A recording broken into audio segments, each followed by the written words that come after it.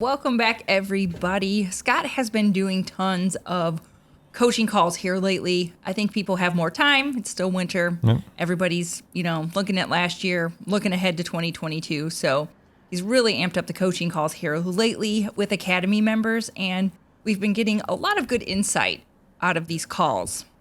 Because a lot of what we do as far as like going live and having social media posts and even these podcasts, a lot of that comes from these conversations with Academy members because we figure, hey, if this is what's on their minds, then it's probably on your guys' minds too.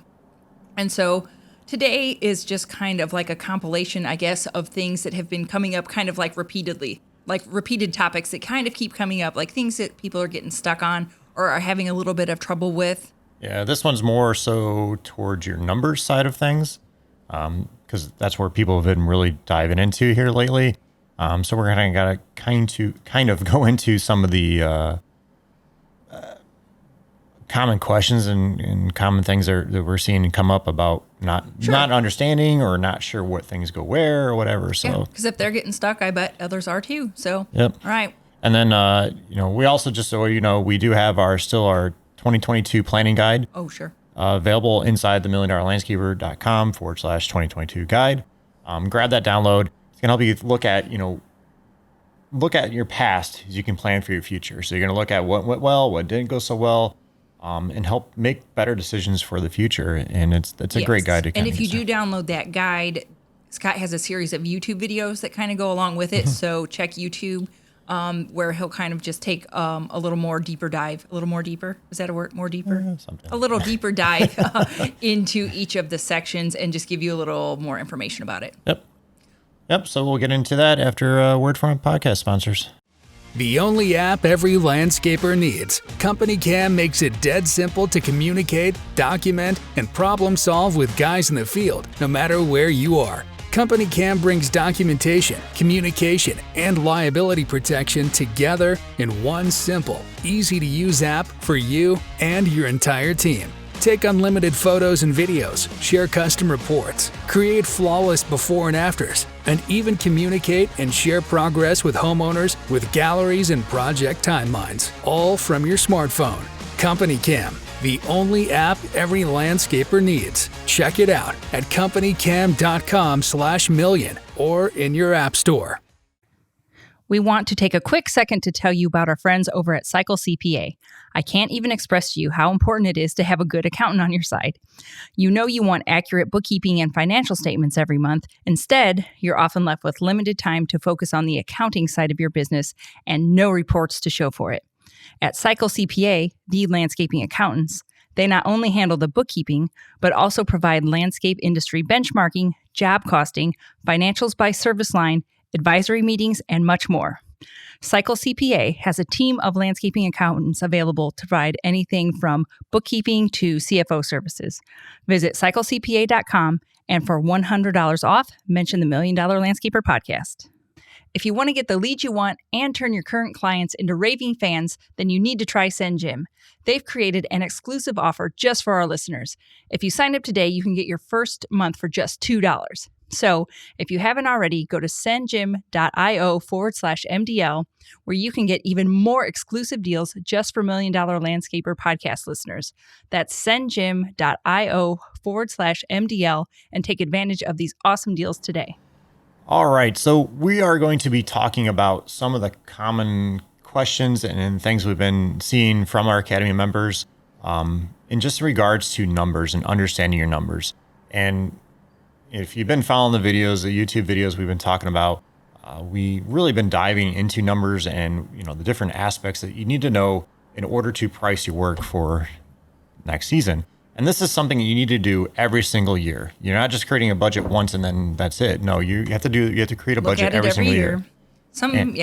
And if you make any major changes to your business, I would update it then as well. Like if absolutely. You make any kind of major purchases or have done major hiring or anything different, then that's another time. Just a little caveat. Yeah. Okay, go ahead. So we've been diving into equipment costing, figuring out the true labor costs, and creating an overhead budget. And those are like our main three things we've been going over. And so, like I said, I wanted to kind of go over and talk about some of the common issues and questions that we've been seeing brought up, because if they're having it, I'm sure you guys are having the same questions. So we'll first start off by looking at equipment costing. And this is something I see a lot of landscapers not doing. They're not charging for their equipment or not charging for all their equipment. Okay, just because they haven't figured out how yet, or just have overlooked it just because they're busy Yeah, and didn't think about it. Well, I can say from my experience, I remember when I first started estimating, my dad would just say, add $200 to it or add 2% to it, and that was it. And you're hoping you cover it, but that may not be enough, or it may be too much and you're overcharging the customers. So one of the things we recommend doing is to figuring out what it costs per hour for each piece of equipment. So you're figuring out, what it costs, what you sell it for, inflation, because you need to figure out inflation because the way freaking truck prices are anymore, Right. It's crazy. But you need to add all that in, plus maintenance, plus fuel. And one other thing we've actually added to our equipment calculator inside the Academy is thinking about additional upfitting that you do. So like if you add toolboxes, lights, Gotta trick strobes. that truck out. Yeah. Well. And I get it. This is something we didn't think about before. Even but like if you have it wrapped or even if you just put the Stickers. magnets or stickers on the side. Yeah. Yeah, absolutely. It's a cost for that piece of equipment. So you need to figure all the stuff in there. And that's where like the Academy, the people are liking the spreadsheets we have because they just put a few bits of information and it spits out what you need to charge per hour for it. Oh yeah, we definitely provide the the calculators for that because it's easier than you think if you just plug in these numbers. Yeah. But yeah, we've been seeing where people are not, like I said, not charging enough for this. And one big surprise to people is when you actually go through and do these calculators and you start looking at total fuel costs for like a year, like, holy cow, well, it is. Up. And if you're not charging enough, it comes out of your profits. It does. Well, like just to kind of I don't remember exact numbers, but I remember this one person I was talking to, and the truck he purchased was, I don't remember exactly, he bought it a couple years ago, but it was like 10 grand. He puts, a good chunk of money in there for upfitting and stuff. But it ended up costing him like, I don't remember exactly, but like it was like $17,000 per year just to run it. He's like, it doesn't seem right. I pay only $10,000. Well, okay, but whatever he had in there for maintenance costs and the fuel costs, that's what it truly cost you. You sit down and you look at it and you start adding up. It's like, holy cow, I paid 10 grand for the truck. Well, so, your maintenance costs are a little bit more. So that's kind of the thing when you start looking at your equipment is like, well, is it worth buying a new one or is it worth keeping this old one? Right, that little balancing act. Yeah. So that's where these sheets kind of come in handy. But it's one big thing is not really understanding your full cost of that piece of equipment. Right. The next thing we've been seeing and talking to people a lot about is labor cost and what truly goes into your cost of your employees. It's definitely more than, whatever your base pay is. So it's not the 15, 18, 20, 25 bucks an hour, whatever you're paying your people. There's more to it. And it's obviously, you have your FICA, your FUTA, SUTA, all those normal taxes that go into your payroll and stuff. But you also have workman's comp. If you have any general liability insurance or even like an umbrella policy that kind of covers everything, those additional things need to be put in here. Mm-hmm. Then there's all their costs that go into it too. And that you have your pay time off. So if you give them any sick time, vacation time, that's a big chunk of change. All goes in there as well. If you have clothing allowance or boot allowance, or you give your team shirts, that's part of the cost of having that employee. Now, this can go either way. You could put it either in your cost of your employees or you could put it in your overhead. Either one can't be in both. For like uniforms and stuff like that. That's an easy. That's one that can, as long as it's recovered somewhere. Yeah, absolutely, and it doesn't matter either way. That's for like uniform. I'm trying to think what else besides boots like uniforms and like safety glasses and all that stuff. Right. Some people want to see exactly what it's costing them for that employee, so you can put it in this calculator we have. Sure. But then just like it's one of those, like if you calculate it out, like this is what it costs per employee, like when they're then like losing it and breaking everything, you can be like, well, okay, you probably don't realize it, but this is what it's costing me to keep you on as an employee. Yeah. Please stop losing and breaking. Absolutely. And but it's those additional costs that people don't even think about. Yeah. The other thing we see is bonuses. And I have a different opinion on bonuses from what I used to, because we would always give like a Christmas bonus every single year. Yes. Whether they deserved it or not. Or It was just a blanket. Yeah. Like this is what you get every year. Yeah. So if it's something that you want, and here's my opinion on it. If you want to give whatever, we'll just say it's I don't know, $1,000 or whatever it is. Yeah. Whatever it is, you want to give that to your team member every year, then put it in there. My thoughts on bonuses, it should be based on performance. If they're coming under their budget hours continuously, then they earn it. But that's neither here or there, but it has to be considered somewhere. If you're going to do it that way, then you have to do some kind of performance reviews. Yes. Honestly, we never did anything like that at first. And so you couldn't really do any kind of bonus based on performance because it was never reviewed or looked at. I think that's how that got started as just a blanket, here's a week's pay. Yeah. So if it's something you plan on doing, then that needs to be incorporated somewhere. So you're charging your customers for it. Otherwise, again, it comes out of your profit. So that's kind of my thoughts on it. But that's one of the questions I get all the time is, do I incorporate it here or do I not incorporate it? So right. If you're not ready to have those performance reviews set up and track your numbers and all this stuff, then maybe you're not ready for that. And that's okay. Yeah. But just it has to be included somewhere. As long as it's, once again, the whole point is always as long as you're recovering that somewhere other than it just coming straight out of your profits. Absolutely. The next thing is budgeting. And again, this is something you have to do every single year. Oh, let me back up here. One thing when you're doing your employee costing, figuring out what it costs for them, you need to be planning out this coming season. So you need to plan out if you think you're going to give any raises. Have that in there. Have that if you're in going there. to hire on more team members than you had last year. Yeah. Make sure you're putting enough people in your budget. Yeah, absolutely. So that's another thing I see. They're putting in what they paid the person last year, but it may be way more than that. Right. So just consider that. So the next thing we've been really diving into is creating an overhead budget. And I know people get scared by this, they're nervous about it, and they don't want to mess it up, which I understand. But budgeting is actually much easier when you actually start looking at it and diving into it and just understanding what goes in. And on that part, it can get confusing on not understanding what exactly goes in there. So are there common things that people are mixing up and getting confused with? Well, one thing I see people not doing, and this is for those that are just kind of getting going, they can't afford a shop. Newer landscapers. Yeah, they can't afford a storage unit or whatever it is. They can't afford like a rent. Is at some point you need to be starting to put this rent, whether it's you're going to pay it yourself or just hold on to it.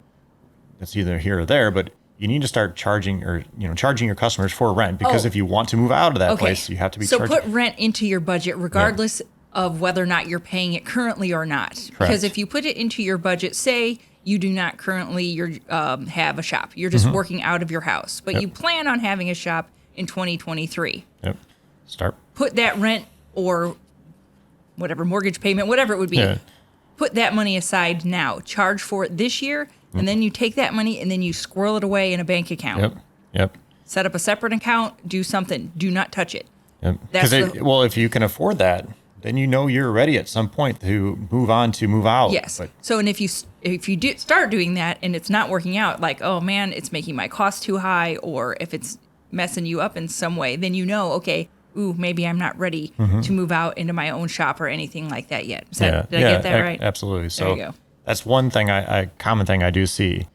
The other thing I see is kind of goes back to equipment, is not putting equipment in the right spot. I see people put all their equipment into their overhead.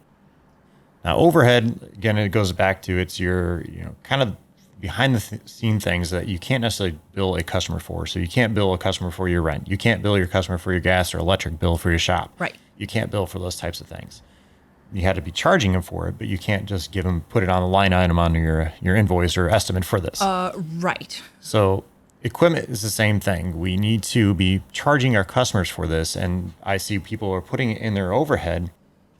The problem with putting your equipment in your overhead is kind of two things. I see what you're doing is if you have you do multiple different services in your business. Say you do landscaping, you do lawn maintenance, and you snow plowing.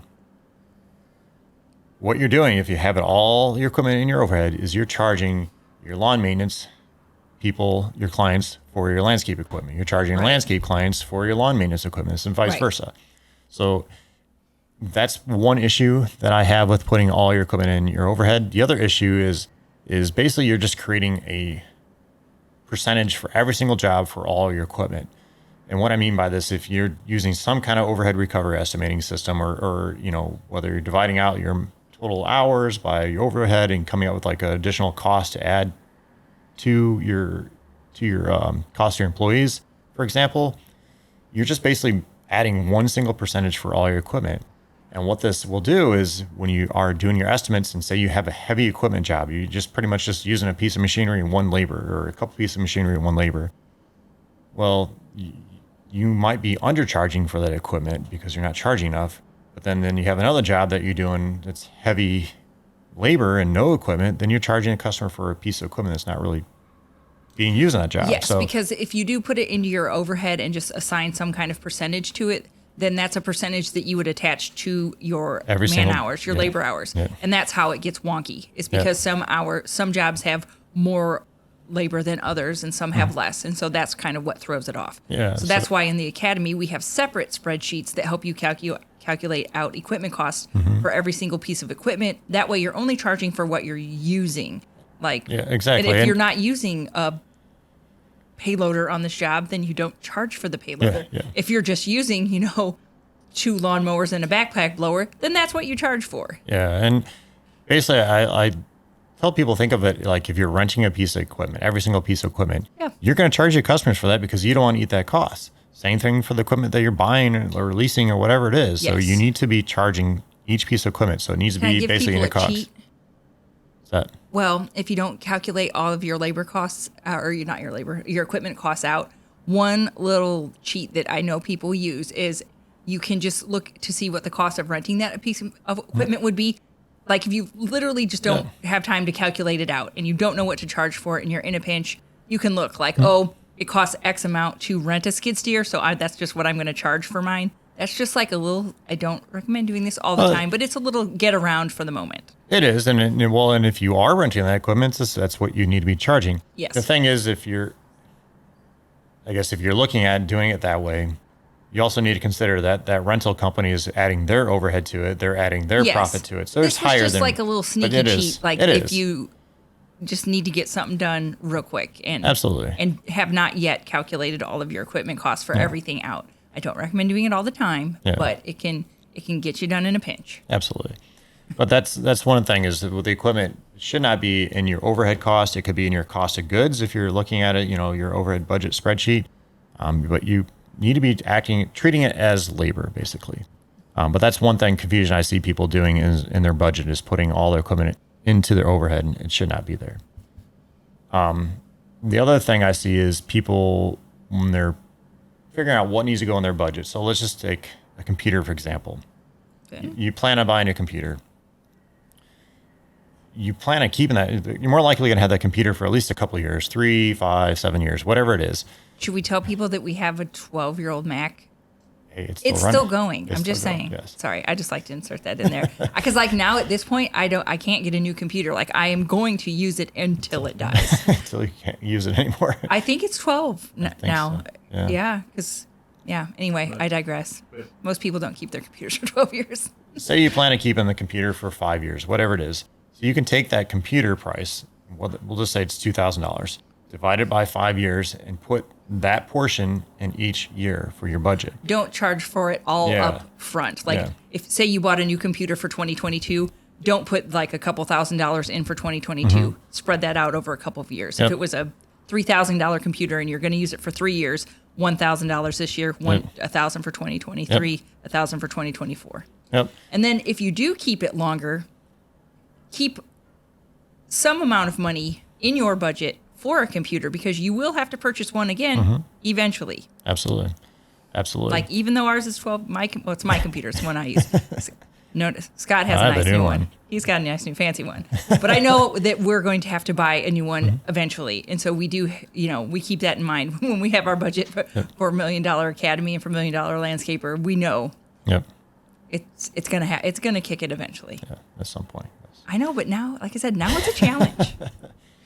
And so going from the computer is also something that you need to look at for yourself as the owner. You want to get paid. Obviously, you should be getting paid for yourself for being, the owner and taking all the responsibility. Yes, you own this business, you must pay yourself. But you're not doing this for fun. One thing you need to look at, though, is if part of your salary is going to be in overhead, or part of it's going to be in consider the field labor. And what you need to do is kind of look at your position and take a look at it. And do you do some work in the field and some work doing admin? So if you're doing some sales and the invoicing and answer the phone, all those types of things, that's what I would consider the admin side. So if you are the owner and you only have yourself and a couple people and you're working out in the field 50% of the time, the other 50% of the time you're doing sales and admin type of stuff, then you would take your salary. Most people probably just laughed at you. Well, like it might, 50, it's 50, probably are 75, you joking 25 or something 90, like that. 10. Yeah. So Okay, whatever ahead. it is, but just think of it in a percentage and then say you want to make $50,000 this year. You want to make $50,000 as the owner and you work 50% in the field. So it'd be $25,000 in the field labor, $25,000 in your admin of your overhead. Yes. In your overhead budget. So you just need to look at a percentage and figure that out that way. Because if you put it all into overhead, then that might make your overhead really high. If you are indeed working out in the field, because when you're in the field and charging field labor rates for it, then the job is paying for it. So just that can throw your overhead off if you do try to. If you're small and you try to chunk that all into your overhead. Well, and you don't want to do that. You don't want to screw yourself up. And this is the nice thing when you're doing these overhead budgets, you can put these numbers in these calculators and it tells you, like, it shows you what your net profit's going to be and what also what your gross profit is. You can start seeing all this stuff and we can start playing the numbers and just shuffling around and seeing, wow, this makes a big difference here. Well, we have a calculator in there as well that shows you when you'll break even for the year. Yep. And so once again, if you kind of do this wrong, if you put it all in your overhead and it's like, okay, I break even on December 30th. It's like, what the crap? What just happened? Yeah. And then it's like, okay, maybe let me look through this. And you're like, oh, wait, I put all of it in the wrong place. And then you can adjust it. And then it might make a difference. And like Scott said, sometimes your overhead budget can get a little out of hand, and having these like systems in place, like with our break even date and all that, to help you kind of check yourself, you can keep your overhead in check to make sure you're not getting, too big for your britches too quick. Yeah. Kind of goes back to getting a shop and everything. It's like, oh, can I afford to do this? Well, put it in your overhead and see what happens. And if it puts you in the red, then you cannot. So same for, can I afford to hire somebody to work in the office part-time? Put it in your overhead and see what happens. And inside the academy, we have like the overhead budget has like a whole list of things that should be incorporated. Because I see people just not sure what to put in their overhead. And so we have a whole list inside there. And we walk common through things that go in there. Yeah. Just to help get you started. The most, because that should cover like most everybody. Yeah.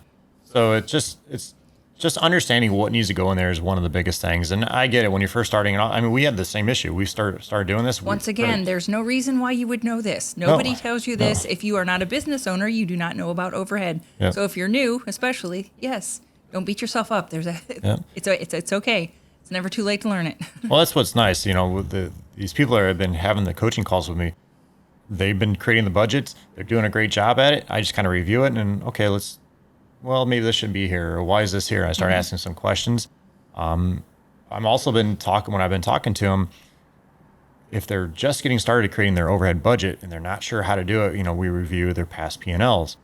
I've been seeing a lot of issues with this. This is something I wasn't even planning on talking about, but I've been seeing a lot of issues with their past P&Ls not being correct, just because things aren't categorized correctly, or their CPA that they're using is not doing a very good job. Like they're just kind of lumping all things together, and that's not right. Well, and the same type of thing popped into my mind because you'll hear Cycle CPA. They sponsor this podcast. Well, we have people that have worked with us, gone through coaching with us, and they use Cycle CPA. And so Carla and the folks there, they're like, the people that come from the $1 Million Academy, they're like, their numbers are on. Yep. They've got it. And so that's one of the reasons that we like to work with Cycle CPA is because Carla and everybody there understands landscaping. They understand landscapers. And so, we work with them to make sure we have this was even before we worked with them. We had everybody set up how landscapers need to be set up. And that's why when Carla saw people, coming from our academy and was like, oh, wow, their books are on, their books are right. And that's kind of how we kind of got hooked up with them, is because we all just want to see landscapers doing well. Yep. We want you to make the money and do things right. We had the experience of having a horrible accountant. And so we know how important that is. So this, turned into just another plug for Cycle CPA. But it all ties together, and it's all so important. And it's so important to have a good CPA and be able to ask them questions. If you're not understanding what it is or what that line item is, like I've had to actually have some of the Academy members, okay, you need to go back, talk to your accountant and find out what this line item is, because it doesn't even make sense. Right. And they're just kind of lumping things in. And then like one was just their CPA or whoever didn't, I don't know, whoever did it, I don't know if it was their bookkeeper or their CPA did it, but things weren't in the right category. So they had to go back and change some things. But all this is necessary to be able to create this budget. So the last thing I guess we'll go over with the budget itself is you need to monitor it during the whole season and make sure you're not going over. Overhead budget? Yes. Yeah. So your overhead budget, you need to go through it during the season. And, I would recommend doing it at least monthly, if not, more, but at the very least do it monthly and just make sure you're not going over. Because if you're using any of the overhead recovery estimating system, it's based on that budget because it uses the numbers. It creates a percentage that you're charging for. We're not going to get into it today, but it basically creates a percentage that you're charging your customers for every single job for all that overhead. And if you're not monitoring that, and just say, for example, you have whatever, $5,000 budgeted for your advertising, and then you start to decide, well, I'm going to, I need to get more work. I'm going to do some EDDM marketing, whatever it is, and I'm going to, be charging another couple $1,000s. Well, that's putting you over their budget. So now you need to make an adjustment in your budget. So you're charging your customers more. There's a whole cycle about it, but you have to be monitoring it during the whole season. And that's where it's nice having your books kept up properly, where you can just pull up your budget that you created, look at your P&L and make sure they match up. We can get into all that stuff. It I can know. be crazy. Everybody's eyes just started to glaze over. They're like, oh, this is all that horrible stuff that I don't do but it's all the stuff that even if you're not doing it now, just get started. Absolutely. Like we say, just do it dirty. Yep. Just get started. It doesn't have to be perfect right away. It doesn't have to be perfect the first time you do it. But the more you start taking action and doing it and getting better at it, eventually, I promise, it becomes easier. Yeah, absolutely. And it took us a couple of years to kind of get it and understand it. Yeah. So don't feel bad if you reach out to me and you need help with it, but that's what I'm a dork. I like looking at these things and figuring out. Huge nerd right here. Huge nerd. So, but if you need help with understanding your numbers, not sure what's supposed to be in these budgets, your equipment costing or any of this stuff, we have the calculators inside the Academy to help you figure it out. Yeah, I was going to say, check out the Academy because we have two different options available. We've got like a group coaching kind of option available. That one is you have access to the courses, and then Scott does monthly live Q&A sessions. I consider that kind of like group coaching because he'll get in there and answer any questions you have. If you need a little more help than that, then we also have an option available that comes with a monthly one-on-one session with Scott, and that's where you can really kind of get into the meat and potatoes and dig down into this stuff if you do need that extra help. So we'd like to have both options available. That way, everybody can get it figured out. We don't want any broke landscapers because that sucks. So that's why we've got the two different options out there, just so everybody can get the help that they need. Yep. And if you need a little guidance and help with planning out your season, go grab our free download. Go to the Millionaire Academy. It's at the bottom. You can click on it. We'll put links in the show notes here too. But it's a good guide to help you plan and look at what you went right last year, what didn't go so right. It helps you plan out the future. So. Absolutely. All right, you got ready? questions for me? Yep. All right. Have you ever had that can't be happening moment? And what was it? Oh, well, yeah, it's terrible. Are you trying to make me cry on the podcast? Oh, boy. Well, our son got very sick. Oh, okay. I don't want to talk about it. It's going to make me cry on the podcast. He's so rude. We had to have our son choppered down to a hospital downstate. God, rude. That guy's trying to make me cry. So everything is fine now. It was years ago. He is 13 years ago. He is 16. He is fine. But as you can see, I'm getting a little verklempt because I'm his mother, and it was terrible. No mom should ever see their kid choppered away. Yeah. God, don't ever ask me questions like that again. All right. If you could marry a fictional character, who would it be? Captain America, obviously. Why is that? Have you seen him? Okay. Oh, sorry. Is that too quick? Did I answer that too fast? Yeah. Wow. All right. Chris Evans. Just good to look at. I'm just saying. Okay. And he's a badass. All right. Here's a silly question for you. Yes. Thank you. Lighten the mood. How many chickens would it take to kill an elephant? would presume a lot, but I think it would depend on the kind of chickens. Well, because we had chickens. We did. And some are a little more foul-tempered than others, like silkies. Foul-tempered. Oh, I made a joke and I didn't even know it. Like silkies or like the kittens of the chicken world. I think it would take a long time because I don't think they would peck at it. And I think elephants would probably have really thick skin. But I would imagine. we had a Rhode Island Red. Okay, little story. We ordered the chicks or whatever, and they were supposed to all be females, and so we named one Peggy.